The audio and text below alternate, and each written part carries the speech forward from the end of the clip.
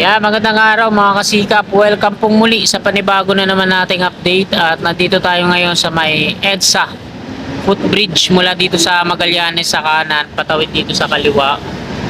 So, nandito tayo ngayon para mag-update dito sa EDSA station ng NCR North-South Commuter Railway Project. So, ito yung right of way niya. Patungo po yan doon sa unahan sa Sainit Station. So, zoom in lang natin. Sinimulan ko to, walang naniniwala sa paligid ko. Ano? Yan. Doon sa unahan mga kasikap yung location ng Sainit Station. Patungong gate 3 po yun. So, hindi pa naman ganong progresibo sa part na to. Yan, kung mapapansin natin. Ano. Okay. Pabayadak na yan pakaliwa. Ayan yung mga galing gate 3 patungo ng Cubao. So ito naman yung dito sa kanan, mga galing Osmeña sana na patungo ng Cubao, nakakaliwa dito. Kaso nakasarado yan dahil ano po siya, nagdudulot ng malubang traffic dito sa mga paakyat patungo ng Cubao. Ayan yung mga sasakyan na yan. Kasi hindi siya makalabas dyan kasi tuloy-tuloy yung daloy ng mga sasakyan dyan, yung mga galing gate 3. Ito naman yung viaduct ng Skyway Stage 1. Ang dulo niya patungo ng Buendia. Dito sa likod natin ha. Yan patungong Bikutan naman yan.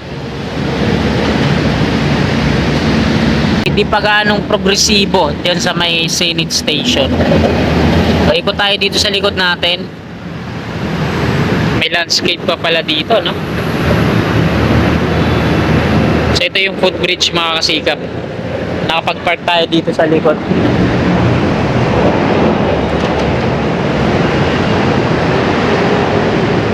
Yan. Yan tayo nakapag-park sa gilid. No? So pagpatungo pala tayo ng Manila, makakapag-vlog pala tayo dito. Nakita yung EDSA. Ayan, no? Yan ako nag-park muna, pansamantala. So, yung sa kabila lang, hindi natin makita, no? So, zoom in natin dun sa dulo. Ayan na po yung EDSA station. Ayan. At yan yung excavator nila. Tapos, meron silang ano dyan, drilling rig. Parang nagdi-drill. Tapos, ayan yung crane ng Trivia ata to. Kung di ako nagkakamali. Ano. Baka subcontract.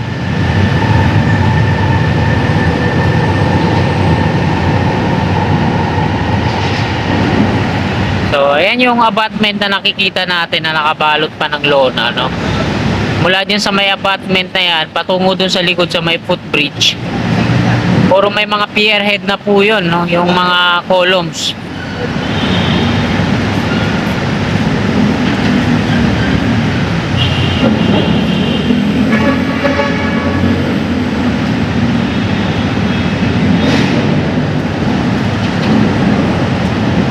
Sigap. Yung viaduct na yan, yung mga galing Cubao, patungo dito sa gate 3, pakaliwa.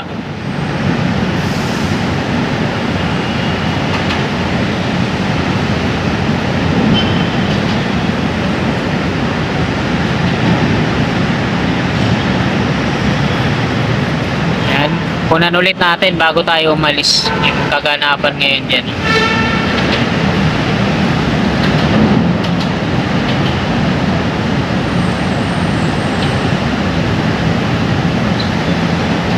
At sa station po ito dito.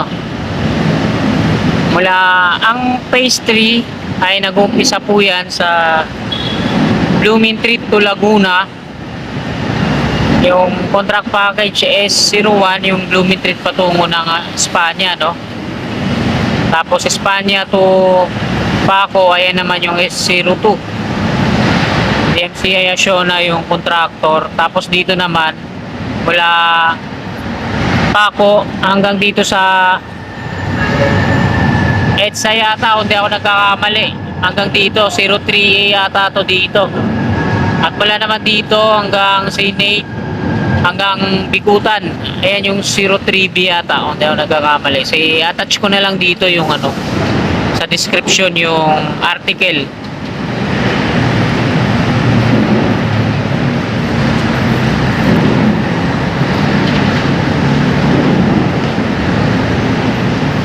Mga kasikap, nakuna na po natin ang update dito sa may EDSA station. So, dito sa baba.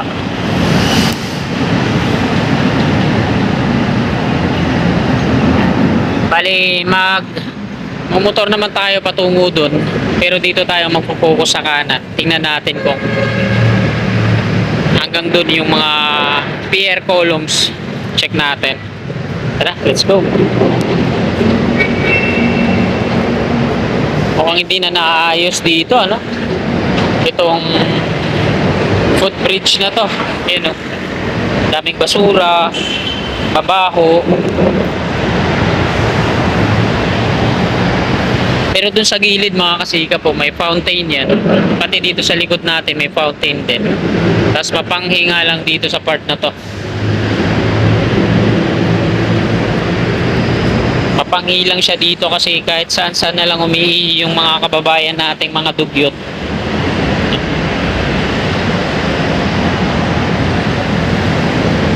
So dito sa ilalim mga kasikap patungong EDSA po yan. Nire-retrofit po yung viaduct niya dito. Ito yung mga concrete girders, tapos yung mga steel girders yan. Pinipinturahan, nire-retrofit yan. Kagaya dun sa sa Manila, yung dating mga square na columns niya. Yan, nilagyan ng bakal. Hanggang dun na yun sa may EDSA top, sa may MRT dulo, yung pagre-retrofit niyan. So, ayan. Diretso tayo doon, magmumotor tayo. Pero yung focus natin dito sa mga PR columns ng NCR.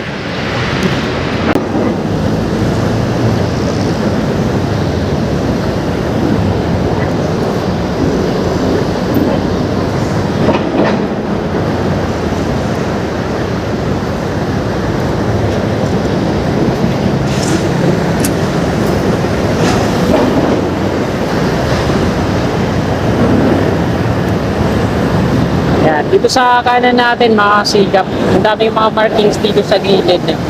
Mga marirelocate na mga poste ng ETCP. Nasa loob kasi.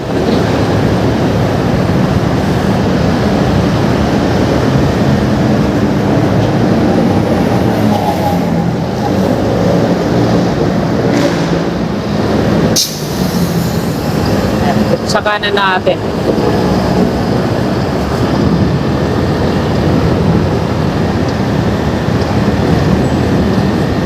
Kita dito, no? Ayan yung nasa kanan natin, yan yung apartment.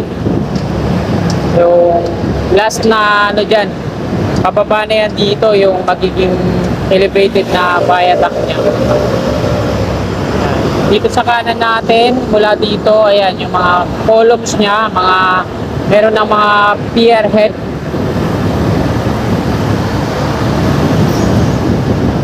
May gate sila dito, nakabalot pa na ganibag yung mga pier head.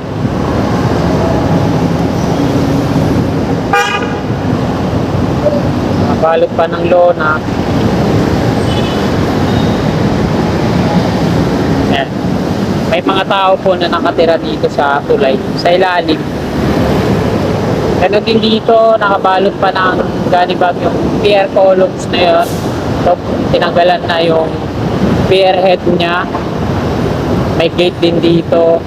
Doon boss ko, exit to dito.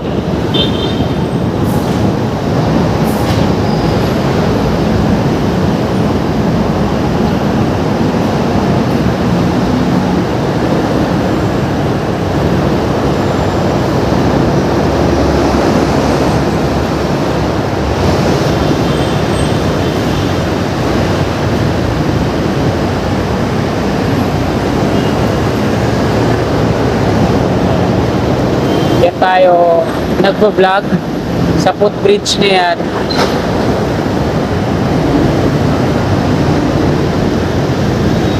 Tayo nakapwesto lagi.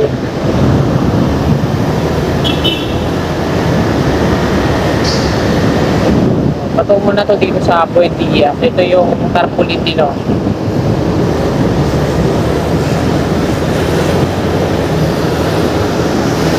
Osmeña Highway. O, dito tayo mag-end ng ating video pagbaba natin dyan sa may Buendia flyover. Dati, no, daming mga puno dito na hindi natin alam kung pinutol na lang o i-relocate.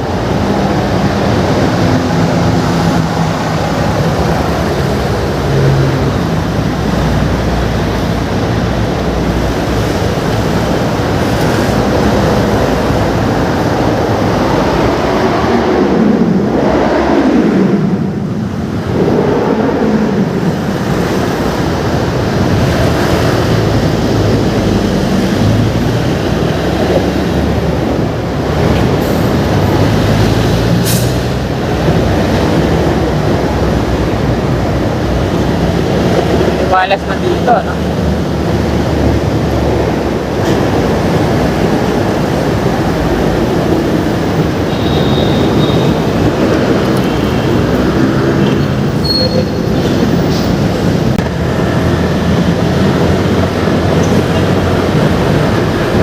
Install na rin sila ng mga scaffolding dito sa kanan, no? Ito yung dating Buendia station ng PNR.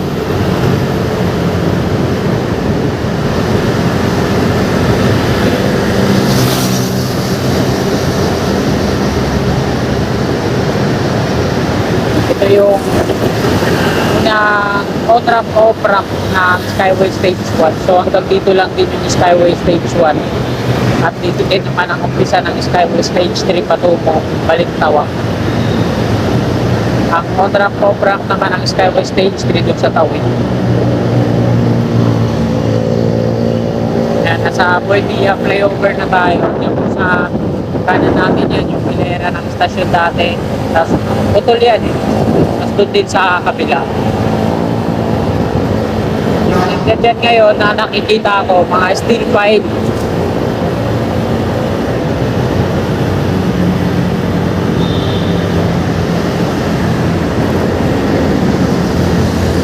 Ang taas naman ng ano nito, yung paglagay ng steel plate bar. Pag mabilis yung takbo mo dyan, di yan napansin. Parang lilipad yung unahan mo.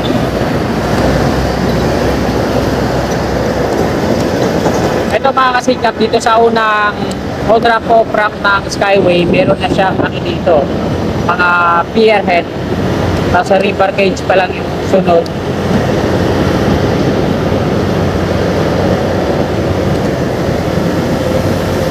Ito yung unang on-ramp ng patungo ng Skyway Stage 3 at Mabalintawak. Dito, yan, nagpitilit na rin sila dito ng mga ano, river cage. Tapos dito sa unahan, ayan, mayroon na ang pier columns. Nakabalot pa na gadi bagat na yung pinakadulo.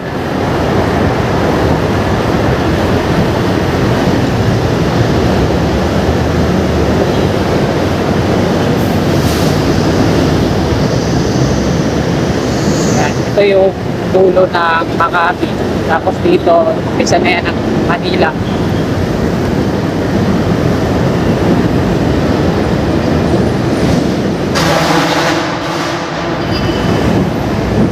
So dito sa part na to, may progreso na rin.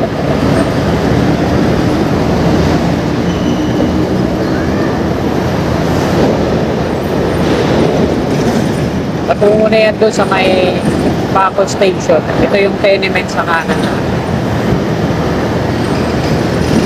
At ayan mga sikap. At nandito na lang itong video na to. Maraming pong salamat sa inyong walang sawa at pwede suporta. Magandang umaga. God bless.